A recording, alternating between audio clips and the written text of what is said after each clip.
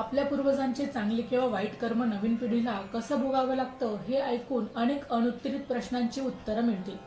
अनेक लोकांचे अनुभव ऐकताना एक गोष्ट प्रकर्षाने जाणवते, ती म्हणजे कार्मिक वारसा।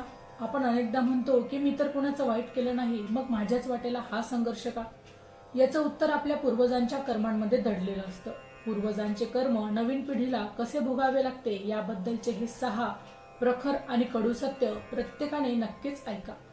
विज्ञान सांगतं की आपल्याला आई वडिलांकडून डीएनए मिळतो, पण अध्यात्म आणि ज्योतिष सांगतं की आपापल्या पूर्वजांकडून कार्मिक वारसा देखील आपल्याला मिळत असतो।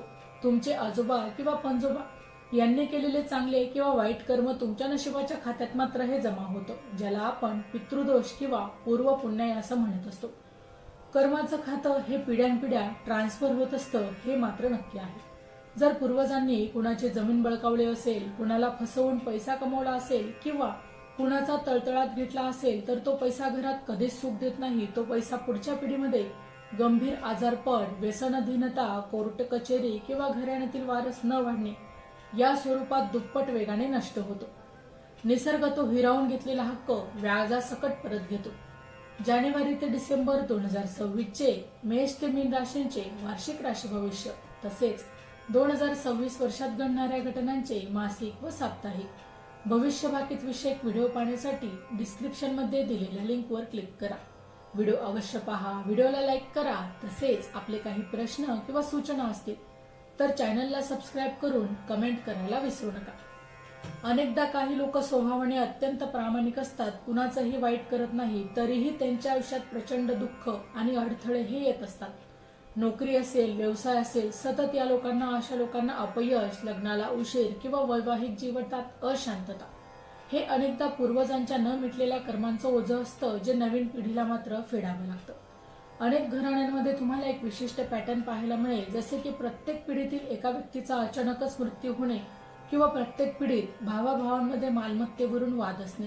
हे कार्मिक सायकल तोपर्यंत सुरू राहतं जोपर्यंत त्या पिढीतील एखादी व्यक्ती जागृत होऊन ते वाईट कर्म चांगल्या कर्माने तोडत नाही तोपर्यंत। संकटात ढाल बनणारी पूर्वजांची पुण्याई यातील सर्वात पॉझिटिव्ह अनुभव आहे। जर तुमच्या घरात वडीलधाऱ्यांनी अत्यंत निस्वार्थ भावनेने गरिबांना मदत केली असेल, अन्नदान केलं असेल किंवा कोणाचे तरी प्राण वाचवले असतील, तर ती पुण्याई तुमच्या पुढच्या पिढीसाठी अदृश्य ढाल बनते। तुमच्यावर आलेले जीवघेणे संकट किंवा मोठा अपघात एका क्षणात टळतो, कारण तिथे साक्षात तुमच्या पूर्वजांची पुण्याई तुमचं रक्षण करत असते। चॅनलवर येणाऱ्या प्रत्येक अपडेटसाठी आमच्या वेद भविष्याचा या व्हॉट्सअप चॅनलला फॉलो करा। चॅनलची लिंक ही डिस्क्रिप्शन मध्ये दिलेली आहे। आता यावर उपाय म्हणून हजारो रुपये खर्च करण्याची किंवा घाबरण्याची या ठिकाणी अजिबातच गरज नाही। पूर्वजांनी अजाणतेपणाने केलेल्या चुकांबद्दल निसर्गाकडे किंवा ईश्वराकडे मनापासून क्षमा मागणे, मुक्या प्राण्यांना किंवा भुकेल्यांना अन्नदान करणे आणि सर्वात महत्त्वाचं म्हणजे माझ्या हातून कुणावरही अन्याय होणार नाही आणि मी कोणाचाही हक्क हिरावून घेणार नाही अशी शपथ घेणे, हाच यातून बाहेर पडण्याचा सर्वात पॉवरफुल आणि शाश्वत असा उपाय आहे। तुमच्या आयुष्यात संकटाच्या वेळी पूर्वजांच्या पुण्याईचा असा एखादा अनुभव आहे का? हा अत्यंत महत्त्वाचा व्हिडिओ नक्कीच शेअर करा आणि तुमचे विचार कमेंटमध्ये नक्की सांगा। माहिती आवडली असेल तर अवश्य शेअर करा। अशाच प्रकारची नवनवीन अध्यात्मविषयक माहिती ऐकण्यासाठी आमच्या चॅनलला अवश्य सबस्क्राईब करा। पुन्हा भेटू अशाच एका नवीन माहितीसह। तोपर्यंत श्री स्वामी समर्थ।